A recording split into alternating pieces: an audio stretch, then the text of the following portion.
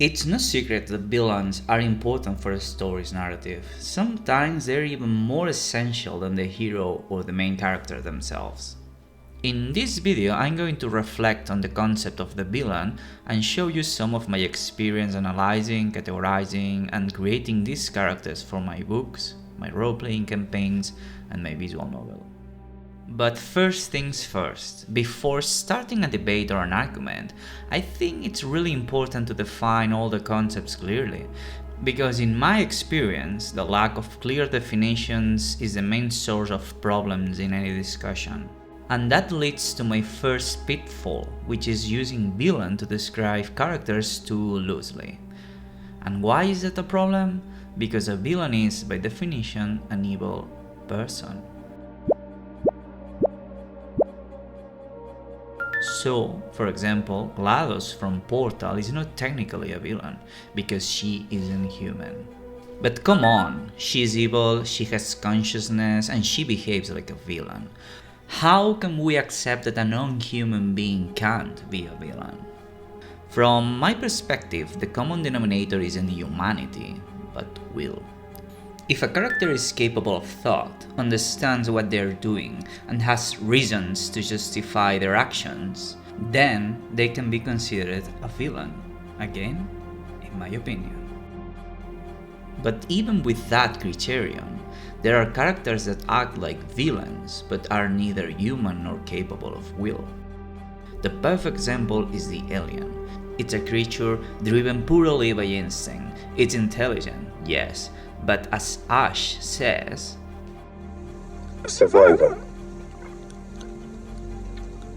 unclouded by conscience, remorse, or delusions of morality. So what is the alien then? The antagonist. The antagonist represents the character who opposes the protagonist. Following that definition, we can conclude that all the villains are antagonists, but not all the antagonists are villains. Again, the alien is an antagonist, but it isn't a villain because it isn't human and lacks a developed self-conscious will. It is simply a creature acting on instinct. But when I think about this idea of opposing the protagonist, something else comes to my mind. What if the alien isn't the antagonist but the protagonist? Yes, you caught the Barney reference, but it actually makes sense. I mean, in all the movies, games, comics, and books, it's always alien something. The alien is the one constant, the element that always appears. Everything revolves around it. It is the core of the narrative. We can have a video game without Ripley, but we can't have an alien game without an alien. In that context, Ripley might actually be the antagonist in the movies, allowing the alien to become the main character. But wait a moment. Doesn't that destroy my previous argument? Not all the villains are antagonists if some of them can be the protagonist. No, I concluded that the alien can't be a villain because of its lack of will and consciousness. But maybe there's another example? Let me know in the comments. Anyway, that doesn't happen in the Alien Isolation video game, because you are the one playing. You are the protagonist, the main character, even if there is an alien out there hunting you.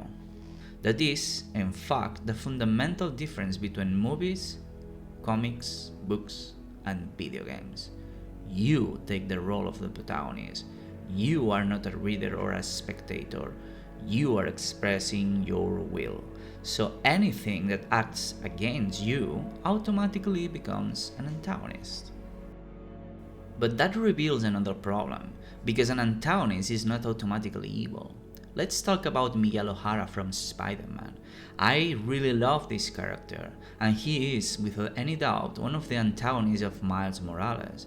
But is he evil? I don't think so. He tries to save the multiverse, to respect the canon, and to prevent a cataclysmic event. I don't consider him evil, but he is an antagonist. At this point, we can define the antagonist as anything that works against the protagonist. Nothing more, nothing less. The antagonist may or may not be evil. It may or may not be a human being, a creature, or a machine. It can even be something more abstract, such as a force or a concept, like a nature itself.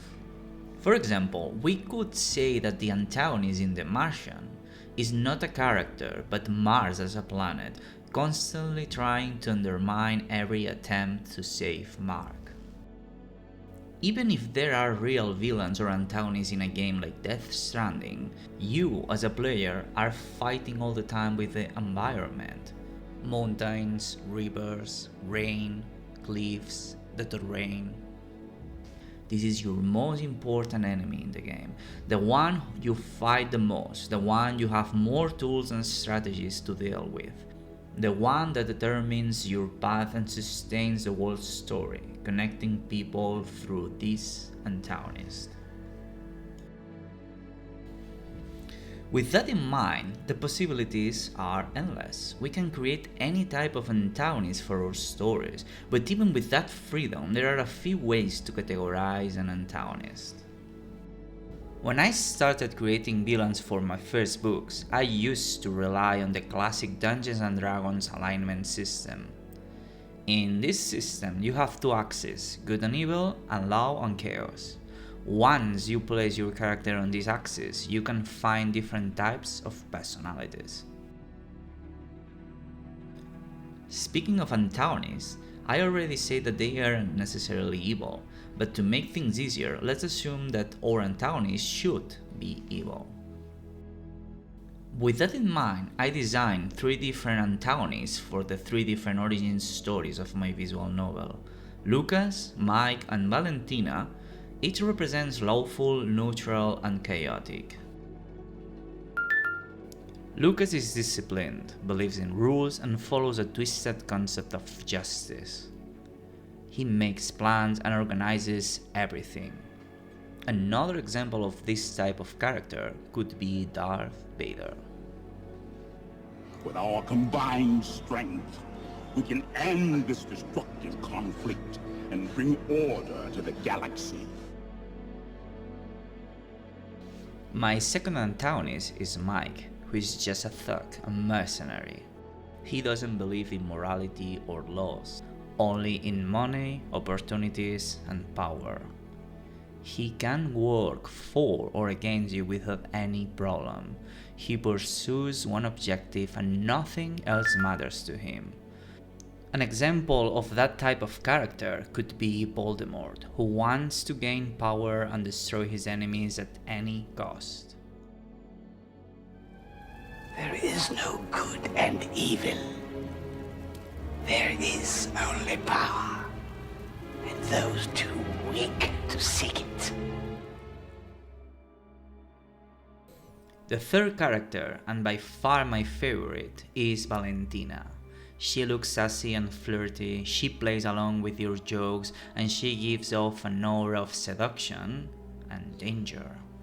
She has a plan, of course, but she's completely mad. You can't predict her next move. She's a natural improviser, and she only wants to destroy any form of control. She has a complete lack of fear, and she can't control her emotions. Does that ring a bell? Of course, the most iconic chaotic evil character is the Joker. Criminals in this town used to believe in things. Honor, respect. Look at you. What do you believe in, huh? What do you believe in? I believe whatever doesn't kill you simply makes you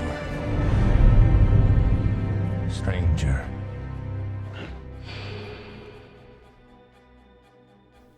So here we have an easy way to categorize an antagonist, by their personality, by their own perspective on life and morals, but there are more ways to categorize or create an antagonist. My favorite is the one who tries to evoke a specific emotion.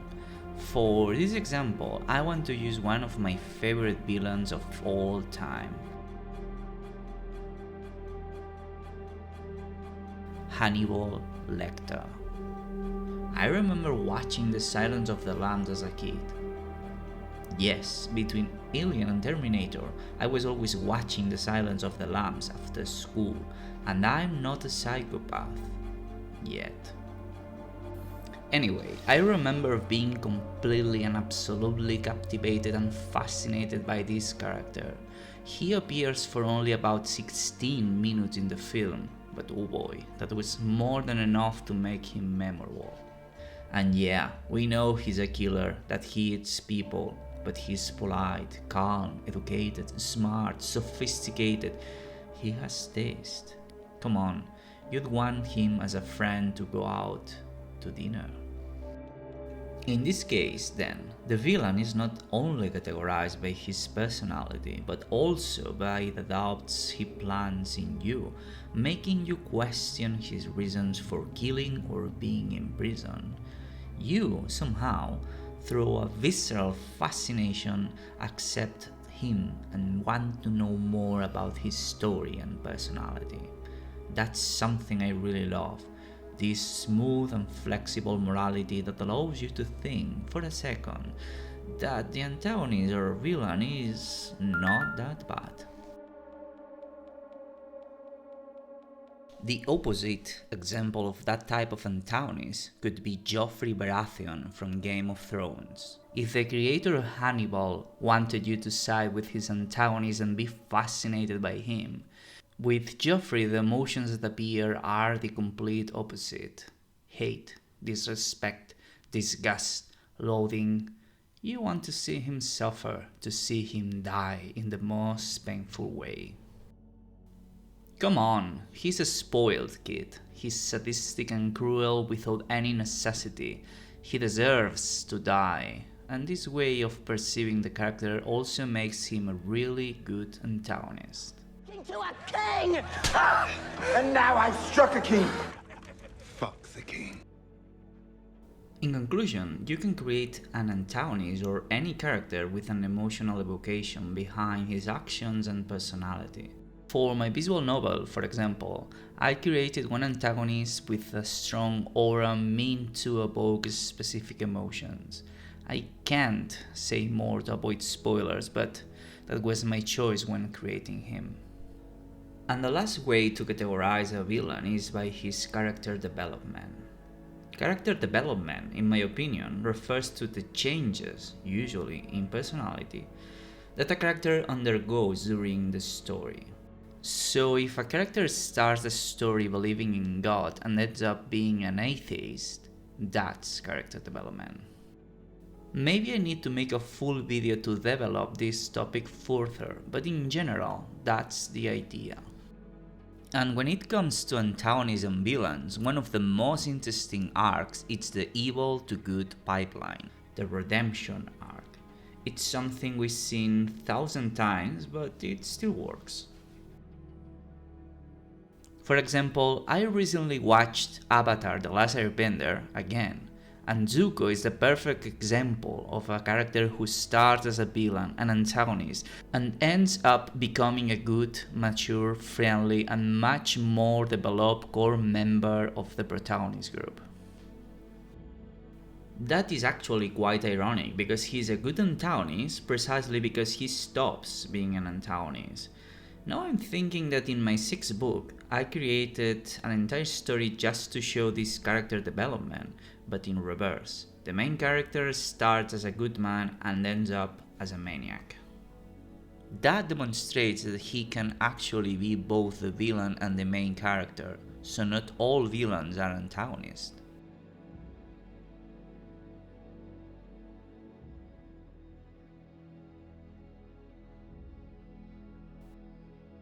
Another example of a great antagonist marked by development is Bill the Butcher from Gangs of New York. Again, this character fascinates me and he steals the movie. He is the movie. Another example of an antagonist being the protagonist. In this case, you start by seeing him as a typical antagonist, just a violent man, a tyrant. But as Amsterdam starts living under his protection, he and you both start to realize that he is more than that. You can confirm that he is a killer, a racist, a tyrant, a psychopath. But he has some sort of honor, some sort of loyalty, and strong beliefs in his ideals. Even Amsterdam says it. It's a funny feeling being took under the wing of a dragon. It's warmer than you think.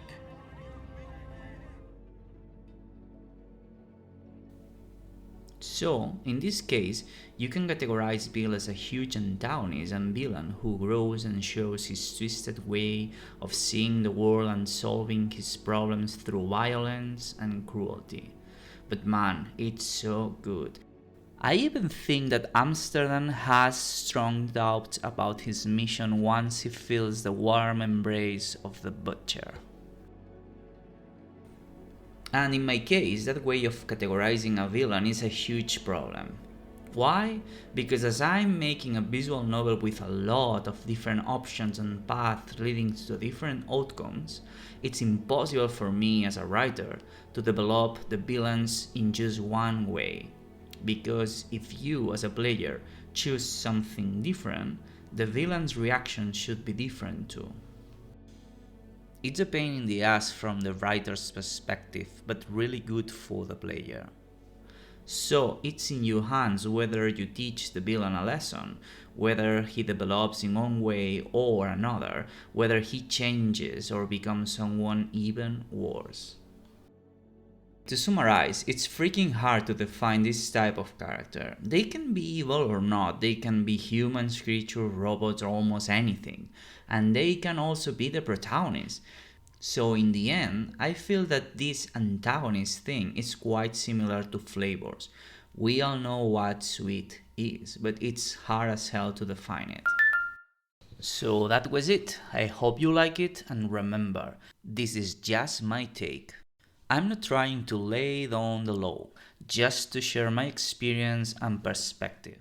In any case, thanks for watching, and if you're interested and want to support me, remember to like, follow my channel, and wishlist my visual novel, which is going to be part of the Steam Detective Fest next week. Hope you're there to test the demo and share your experience.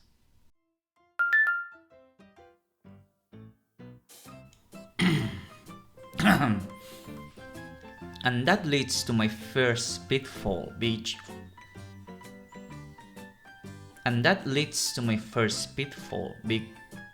Again, the stupid pitfall. And why is it a problem?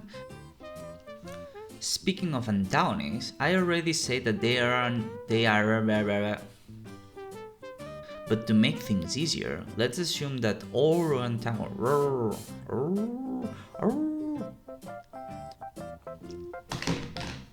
He can work for or against you. Fuck this shit. She looks sassy and zazzy. Zizu. My favorite. Yes, between Alien and Terminator, I was always watching The Silence of the Lambs after school. Silence of the Lambs, I said? Okay, fuck.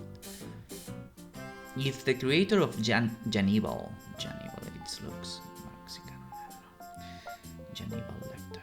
But something really good for the player. Again, players, playa, holy shit. Villain.